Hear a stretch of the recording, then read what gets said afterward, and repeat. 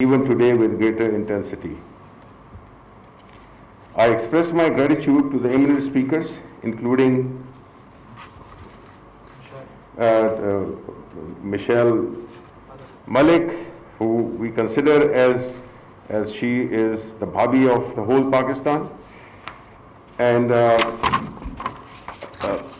other distinguished speakers like Maria Sultan, President and Chairperson of Sasi University, and my friend Ahmed Bilal Sufi, lawyer and former minister and advocate. I don't know if Parvez Ahmed, representative of Hurriyat Conference, has spoken or not. Nevertheless, his name is here.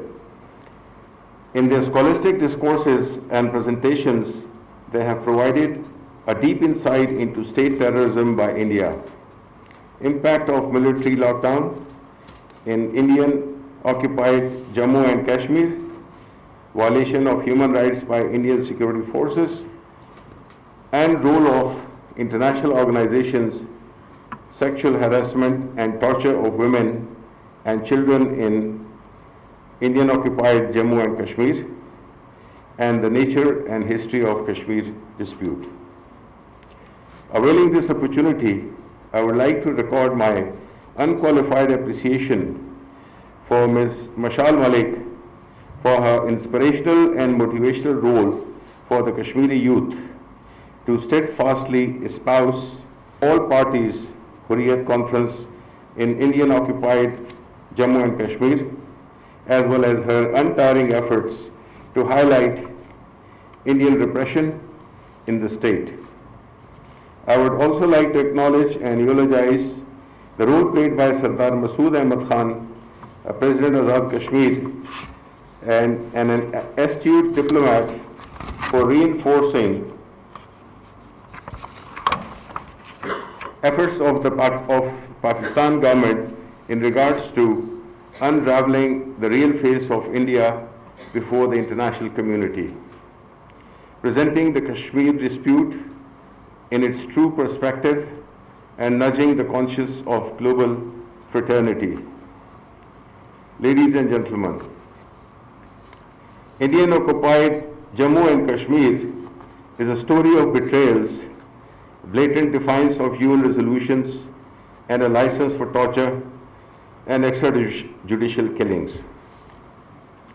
The Indian Security Forces, under the cover of Armed Forces Special Powers Act, in force in Indian-occupied Jammu and Kashmir since 1990, have killed more than 100,000 Kashmiris, besides being responsible for 7139 custodial deaths, arresting 159,450 civilians, destroying 109,462 structures, widowing 22,192 women, rending orphan 10,800 children, and raping and gang raping over 12,000 women.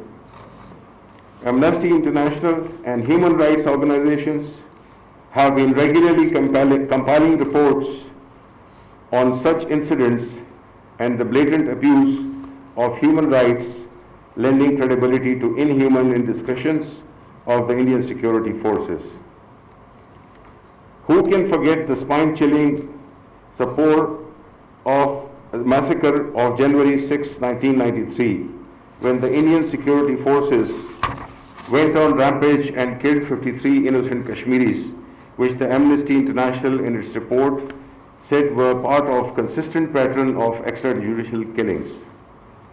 The latest and the second most horrible manifestation of extrajudicial killings by the Indian security forces is the martyrdom of 13 people in separate incidents in a single day on 2nd June 2020, using the repeated and unsubstantiated allegations of training and infiltration of Kashmiri resistance fighters to hide their crimes. The situation in Indian-occupied Jammu and Kashmir has become extremely precarious after the repeal of Articles 370, which ended special status of state followed by its annexation through promulgation of the Jammu and Kashmir Reorganization Act 2019. These actions and what is happening in the valley constitute a serious breach of international law, treaties and conventions on human rights and the UN resolutions on the issue. The people of Indian-occupied Jammu Kashmir under siege since 5th of August and the advent of coronavirus has enormously added to their woes. Taking advantage of the world focus on the pandemic, Indian forces are persisting with taking Kashmiri lives through extrajudicial killings.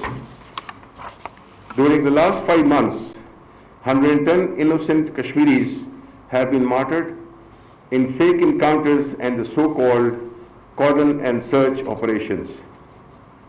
Ladies and gentlemen, the redeeming factor in this regard is that the international community, owing to the diplomatic offensive of PTI government and the role played by the international media in exposing the Indian atrocities in Indian-occupied Jammu Kashmir, has refused to buy the Indian narrative of the situation in the state being its internal matter and has expressed disapproval and concern on the abuse of human rights there. The UN human rights body has also corroborated Indian atrocities in Indian-occupied Jammu and Kashmir in its 2 latest reports. The UN Security Council, in its 3 meetings held in the backdrop of developments after 5th of August, has also reiterated that the solution of the Kashmir dispute should be in conformity with the UN Charter and the relevant resolutions, though no required initiative to resolve the dispute has come forth as yet. The Indian government, with a view to distract attention of the world from the state terrorism in Indian-occupied Jammu and Kashmir, has adopted a belligerent posture towards Pakistan by continuously violating the ceasefire agreement. Reportedly, during 5 months of the current year, India has committed 950 ceasefire violations and targeted innocent civilians in Azad, Jammu and Kashmir, while the tally stood at 3,000 during 2019.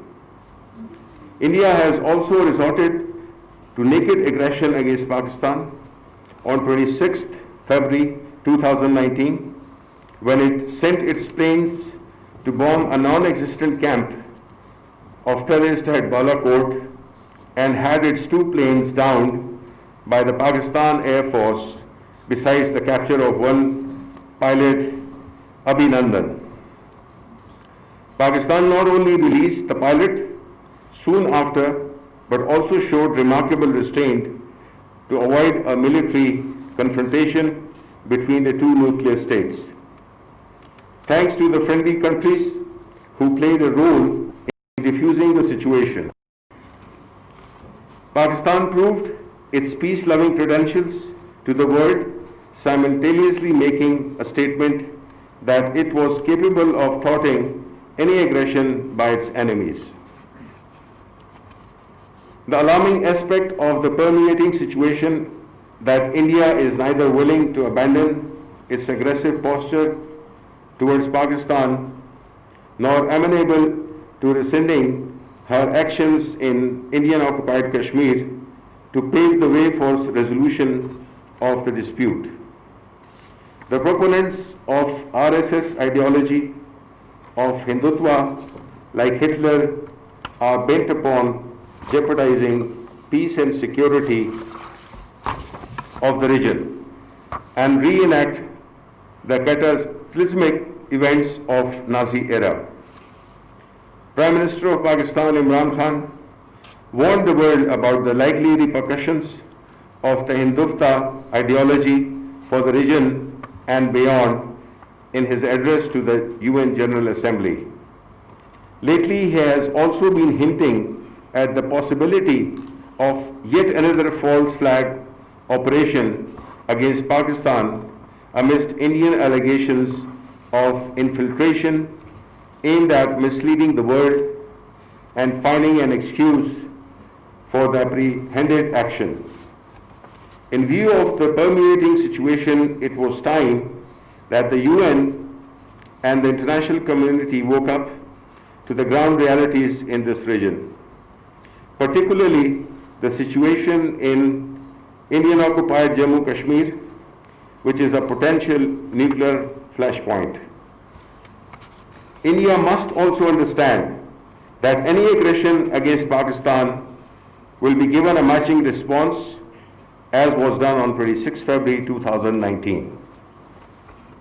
Pakistan has the capability and the will to defend its territorial integrity and any threat to its security. However, it does not want military confrontation with her and desires peaceful settlement of all disputes between the two countries, including Kashmir,